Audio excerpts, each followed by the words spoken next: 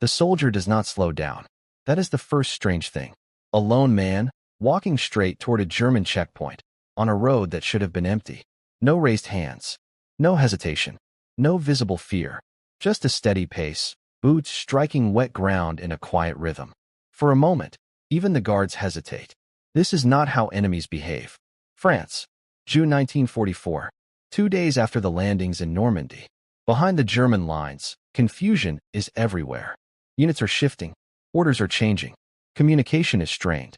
And in the middle of it, one man walks directly into danger. His name is Private Thomas Elwood, a courier attached to a British reconnaissance unit operating beyond the front. He is 23 years old, lightly equipped, no heavy weapon, and inside his jacket, hidden beneath a stitched lining, is a folded message that could reshape the next phase of the Allied advance. But no one at the checkpoint knows that. Not yet. 2 German soldiers stand guard at a narrow rural crossing. They are not elite troops. Likely rear area infantry reassigned to road control. One holds a carabiner 98K rifle. The other rests near a light machine gun position, an MG-42 mounted but not yet aimed. They have been stopping everyone. Farmers, civilians, stragglers. But this man does not look like any of them. Elwood keeps walking. Not too fast. Not too slow. He has already made his decision. If he runs, he dies. If he hesitates, they search him. So he commits to the only option left. Confidence. At 15 meters, one of the guards raises his hand. A command. Sharp. Clear. Stop. Elwood stops. Now the real test begins. The German soldier steps forward, rifle lowered but ready. He speaks. Elwood understands only fragments. Enough to recognize the question. Papers. Identification. Elwood reaches into his pocket slowly. No sudden movement. He pulls out a worn document. It is real, but it is not his. It belongs to a French laborer who had been relocated earlier in the war. Elwood had taken it during a previous operation, knowing that one day it might buy him seconds. Now those seconds are everything. The guard takes the paper. He studies it. His brow tightens slightly. Something does not match. Elwood knows it. The photograph is close, but not perfect. The name is wrong. The age is wrong. The story will not hold under pressure. So Elwood does something unexpected. He speaks first. Broken German. Slow. Deliberate. He complains. About work. About moving supplies. About being sent the wrong direction. He gestures vaguely down the road, as if frustrated with orders he does not understand. It is not fluent. Not convincing in detail. But it feels human. And that matters. The second soldier watches from behind the machine gun. He is not focused on the paper. He is watching posture. Movement. Behavior. Elwood shifts his weight like a tired laborer, not a trained soldier. His shoulders are slightly rounded. His eyes avoid direct challenge. He does not overplay it. That is the key. Too much performance would expose him. Too little would invite suspicion. The guard flips the document again. There is a long pause. This is where most operations fail. Not in gunfire, but in silence. Because silence forces a decision. The guard looks up. He asks another question. Faster this time.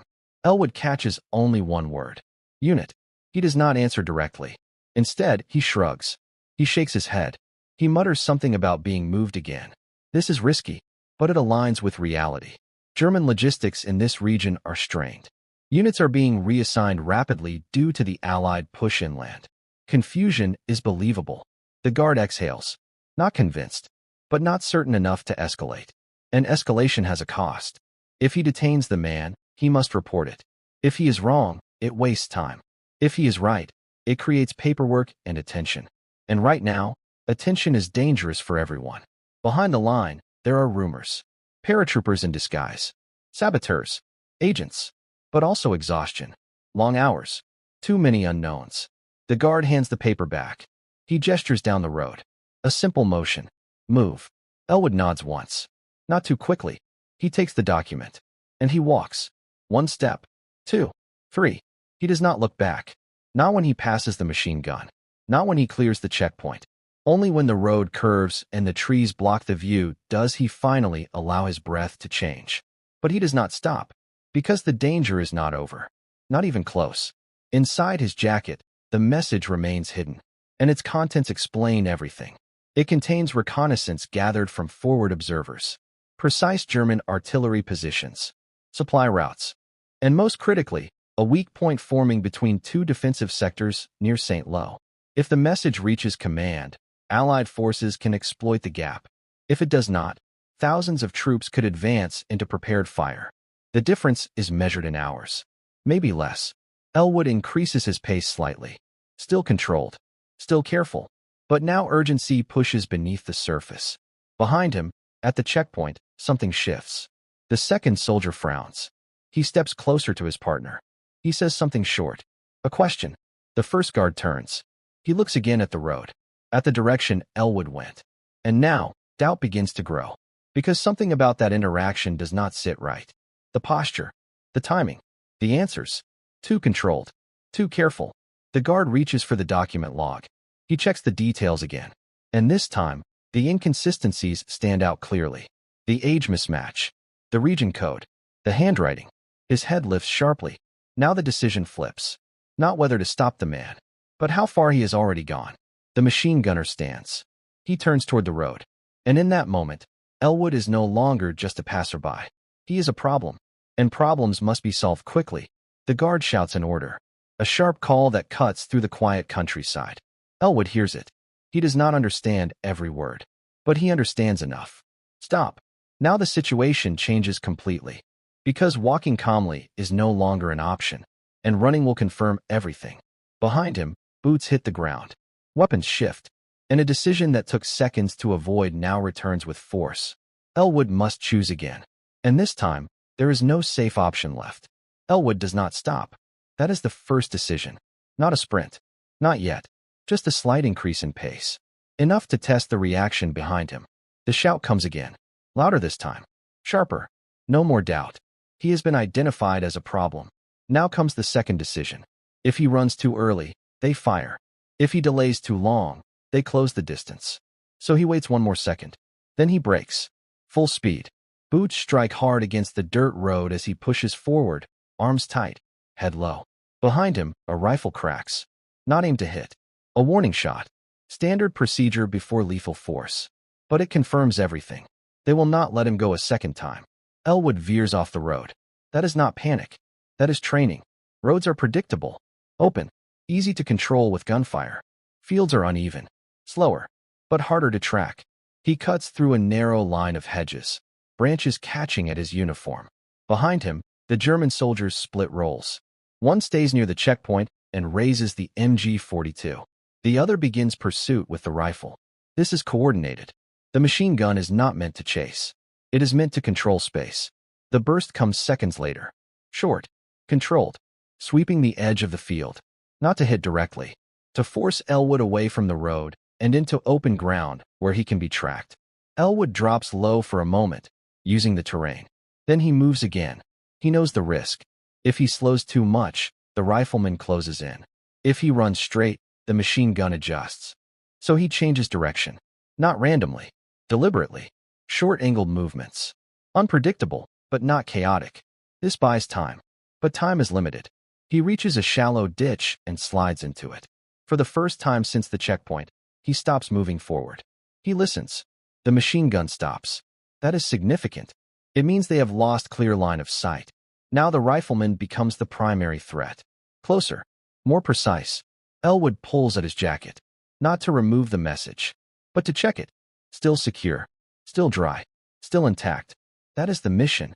Everything else is secondary. Footsteps approach. Slow now. Careful. The German soldier is no longer chasing. He is hunting. Elwood lowers himself further into the ditch, pressing against the damp earth. He controls his breathing. In. Out. Quiet. He hears the sound of a bolt being adjusted. A rifle readying for a closer shot. This is the most dangerous moment. Not the sprint. Not the gunfire. But the stillness. Because now it becomes a test of patience and awareness. Elwood looks to his left. A narrow culvert runs beneath the road ahead. Partially collapsed. Dark. Tight. Difficult to move through. But hidden. It is a risk. It could slow him. Trap him. But staying here guarantees discovery. So he commits. He slides along the ditch, keeping low, using the grass and shadow. Each movement is controlled. Measured. The footsteps grow louder. Closer. Then they stop. Elwood freezes. There is silence again. Then a voice. Short. Calling out. No answer. The soldier is uncertain. He cannot see Elwood, but he knows he is close. Elwood reaches the culvert. He does not hesitate. He moves inside. The space is tight. Mud and debris press against his uniform. Water trickles beneath him. He forces himself forward, inch by inch. Behind him, the soldier moves again, closer to the ditch. Elwood stops moving, completely still. Even breathing becomes shallow. The soldier stands above the ditch, just meters away, listening, watching. Seconds stretch. This is the moment where small mistakes decide everything. A sound, a movement, anything. But nothing comes, because Elwood has already disappeared. After a long pause, the soldier steps back. Frustration now. Uncertainty. He calls out again toward the checkpoint. A response comes faintly. Then silence returns. The search begins to widen. That is Elwood's opportunity. He resumes movement through the culvert. Slow, controlled, quiet. When he emerges on the far side, the landscape has shifted. The road is behind him. The checkpoint is out of sight. Now there is only open countryside and distance to cover. He does not run immediately. He listens first. No voices nearby. No movement. Then he moves. Fast now, but still controlled. Every step is directed toward a single objective. Deliver the message. Hours later, as the light begins to fade, Elwood reaches a forward Allied position. Exhausted, covered in mud, but alive. He identifies himself. He is escorted in immediately. The message is retrieved from his jacket and passed to an officer. No delay, no ceremony, just urgency. Inside the command post, maps are already spread across tables. Units are being positioned. Decisions are forming. When the message is opened, everything sharpens. The artillery coordinates, the supply routes, the identified weak point near St. Lo. It confirms suspicions. But more importantly, it provides precision. Within hours, plans adjust. Artillery is redirected. Infantry movements shift. Instead of advancing blindly into reinforced positions, Allied forces pivot. They strike where the line is weakest. The result is not immediate victory, but it is momentum, a break in cohesion, a collapse that begins locally and spreads. And it starts here, with information that arrived just in time. If Elwood had been stopped at the checkpoint, the message would have been discovered. If he had been delayed in the field, the timing would have been lost. If he had chosen differently in those final seconds, the outcome changes. Not just for him, but for the units relying on that information. Back at the checkpoint, the German soldiers never fully understand what passed through their hands. They know only that something slipped, something important. But by the time reports move upward, it is already too late. The moment has passed. In war, not every turning point is a large battle. Sometimes it is a decision made in silence, a document not fully checked, a man allowed to walk away, and a second chance that comes too late.